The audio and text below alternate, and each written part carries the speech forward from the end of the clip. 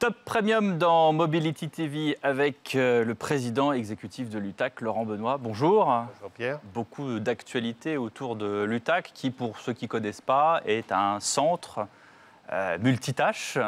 On essaye des voitures, on les crash, puisque avec les crash tests, pas seulement, on les homologue quand elles viennent de pays qui ne sont pas forcément de l'Union européenne. Et là, on va ouvrir un grand centre UTAC au Maroc. Pourquoi le Maroc? Bonne question. Alors effectivement, sur la globalité des tâches de l'UTAC, il y a toute la validation et toute l'homologation, mais aussi l'homologation européenne. On homologue aussi pas que les voitures américaines. Ouais, il n'y a pas que les voitures américaines et autres. On voit souvent quand on va chez vous à Montlhéry, des Corvettes, des Mustangs. Ça attire l'œil, mais on fait aussi l'ensemble de la production européenne en homologation. Alors pourquoi le Maroc? D'une part, en termes d'aller chercher un nouveau marché, qui est le marché africain qui s'ouvre de plus en plus à l'automobile. Et puis aussi être proche de nos clients qui commencent à être de plus en plus implantés au Maroc dans les centres de R&D, de recherche et de développement. Quand vous dites les clients, c'est les constructeurs. Les constructeurs, les équipementiers qui s'implantent de plus en plus au Maroc. Ce sont des pays plutôt bas coût par rapport à l'Europe, très clairement. Type Roumanie ou autres pays de l'Est. Et donc ça présente un attrait intéressant, d'autant plus intéressant qu'on a là-bas affaire à des équipes, un niveau universitaire, un niveau pédagogique très très bon, très très fort. Et donc on a des compétences très fortes sur le secteur. Donc en termes d'équipe, d'emploi, qu'est-ce que ça va générer ? Alors, qu'est-ce que ça va générer? Pour l'instant, on débute cette année. On ouvre la semaine prochaine, à vrai dire. Les premiers, on présente le centre à nos premiers clients la semaine prochaine. On a déjà identifié un site, un lieu? Oui, non, le centre est quasi fini, bien sûr. Donc, c'est effectivement dans la région de Roulikba. C'est à 1h30 à peu près de voiture de Casa, mais plutôt dans les terres, parce que ce que l'on recherche, c'est plutôt des hautes températures, plutôt pas trop de pluie pour pouvoir avoir un centre qui fonctionne 24 heures sur 24 et 12 mois sur 12, plus facilement que ce qu'on peut avoir en France ou dans d'autres pays européens où la pluie peut parfois gêner et bloquer certaines périodes d'essai. Ça, c'est intéressant. Ça veut dire qu'on va peut-être même tester des voitures qu'on testait en France, mais en fait, on va les emmener au Maroc pour les tester dans des températures, j'allais dire, excessives, un peu comme quand on les emmène au fin fond de la Scandinavie. Exactement. Alors nous, c'est pas la Scandinavie. On propose la Finlande, puisqu'en fait on a 2 centres d'essai en Finlande au grand froid. Et effectivement, pour nos clients, on va proposer et le grand froid, et le tempéré, et le chaud à très chaud avec le Maroc. C'est d'autant plus vrai avec les voitures électriques?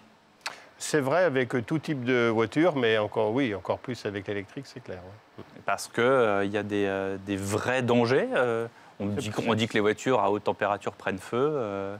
Non, c'est pas légende. Non, ce n'est pas des vrais dangers. C'est simplement qu'il faut tester les véhicules électriques. Les véhicules électriques sont testés dans les mêmes conditions que les autres. Donc, il faut qu'ils réussissent à subvenir à réussir les mêmes tests que les autres véhicules. Et donc en Maroc, on aura plus de facilité, mais ce n'est pas spécialement véhicule électrique, c'est tout type d'énergie. Et on ne se prive pas un jour prochain de tester l'hydrogène également là-bas. Alors, Laurent Benoît, il va falloir apprendre l'anglais, parce que la Grande-Bretagne, les États-Unis, voilà 2 autres marchés qui s'ouvrent à vous? Alors oui, l'Angleterre s'est beaucoup ouverte l'année dernière après le rachat de notre concurrent, on va dire anglais, Millbrook, où on a fusionné effectivement l'année dernière. Donc il y avait une base industrielle très forte en Angleterre avec 2 gros centres. Et donc la moitié quasiment des effectifs est anglaise aujourd'hui. Mais il y avait aussi dans la corbeille de la mariée quelque part une pépite aux États-Unis qui concerne tout ce qui est électromobilité. Et c'est quelque part un peu sur un mode de start-up aux États-Unis avec des équipes très dynamiques en plein développement. Et donc c'est une croissance qui arrive aussi très forte. Et là, en tout cas en Grande-Bretagne, c'est très axé sur les batteries. Alors la Grande-Bretagne, c'est un centre complet comme on peut l'avoir également sur nos centres français. Donc il y a absolument tout. Il y a les crash tests, on en parlait. Sauf l'anneau. Alors ils n'ont pas un anneau, mais ils ont un ring qui va... mais effectivement, il n'y a pas le même type d'anneau, mais il y a aussi Il y a aussi en Angleterre des pistes rapides, puisque nos clients, c'est Lotus, c'est McLaren. C'est un pays quand même de course. C'est un pays de course voitures, automobile, effectivement, plus que jamais. Assez mythique, donc effectivement, on les a aussi.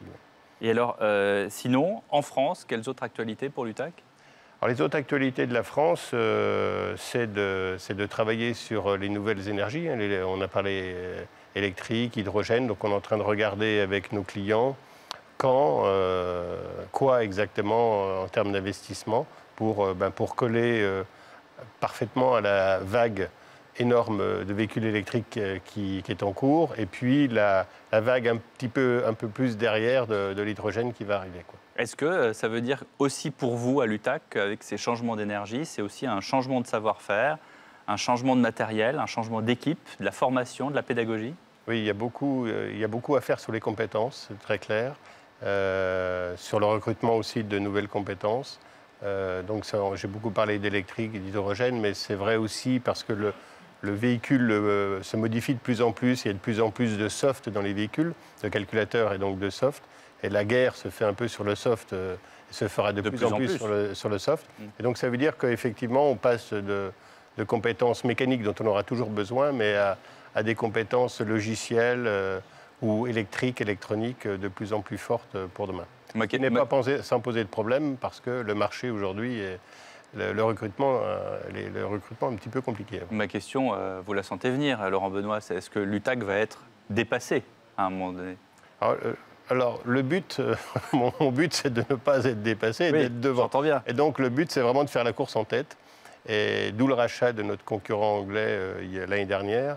Et d'où le fait aussi de regarder d'autres potentielles acquisitions dans d'autres géographies, sur d'autres technologies, pour consolider un groupe à l'échelle internationale, mais aussi un groupe multi-tâches et multi-compétences. Oui, donc ne pas se reposer sur ses lauriers et investir. Donc ça veut dire qu'il y a des coûts derrière, ça veut dire qu'il y a peut-être des banques, des prêts. Oui, alors on a une époque où l'argent commence à devenir plus cher. Oui, alors notre actionnaire principal, c'est Euraseo, avec un deuxième actionnaire aussi qui est FCDE, qui est un autre fonds de private equity. Donc c'est clair qu'adossé à des actionnaires tels que ceux-ci, nous avons beaucoup plus de facilité pour accéder aux investissements que certains de nos concurrents. L'UTAC, aujourd'hui, en France, est incontournable. On fait tout pour être incontournable. Aujourd'hui, le marché est ouvert, la concurrence est terrible. Par exemple, qu'est-ce qui vous fait le plus peur ? Le plus peur, c'est dans tous les domaines, que ce soit dans les domaines un peu plus historiques, où les coûts sont très bas, ou les nouveaux domaines où on peut être disrupté à tout moment par des nouveaux acteurs arrivant sur le marché. Donc en fait, il n'y a pas un concurrent aujourd'hui, il y a une série de concurrents dans plein de domaines différents. Et donc à nous de toujours être vigilants et d'être toujours être un step en avance par rapport à ce qui va arriver, quoi. Merci beaucoup, Laurent Benoît, président exécutif de l'UTAC, qui se développe donc en Afrique avec le Maroc et aussi aux États-Unis et en Angleterre. Merci à vous. Merci.